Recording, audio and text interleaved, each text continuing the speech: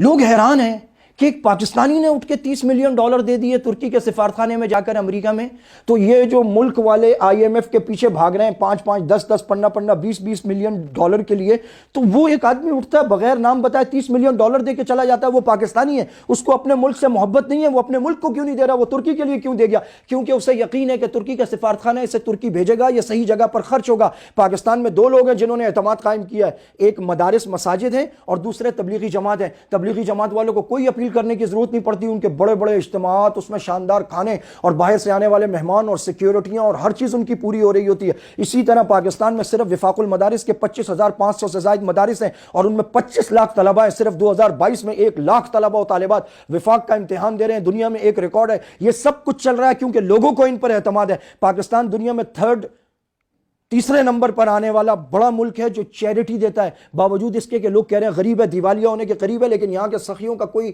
حساب اور شمار نہیں ہے. جس کی زندہ مثال یہ شخص ہے جو $30 ملین دے کے چلا گیا. یہ اعتماد جنہوں نے ڈیولپ کیا پاکستانی ان کو دے رہے ہیں، اور جنہوں نے یہ اعتماد کھو دیا، یہ ٹرسٹ کھو دیا، جیسے پاکستانی حکومت اور حکمرانوں نے اپنی کرپشن کی وجہ سے کھو دیا، تو لوگ ان کو نہیں دے رہے. جس دور میں یہ اعتماد موجود تھا، لوگوں نے اس دور میں جب آواز لگی قرض اتارو، ملک سنوارو، لائنوں میں لگ کے بینکوں کے باہر لمبی لائنیں لگا کر لوگوں نے پیسے دیے، سونا پتہ نہیں کیا کچھ دیا کہ ہمارے ملک کا قرض اتر گئے. کھانے والے کھا گئے، نہ صرف وہ کھا گئے، بعد میں آنے والوں نے بھی کبھی اس کو آڈٹ کر کے نہیں بتایا کہ وہ پیسہ کہاں گیا.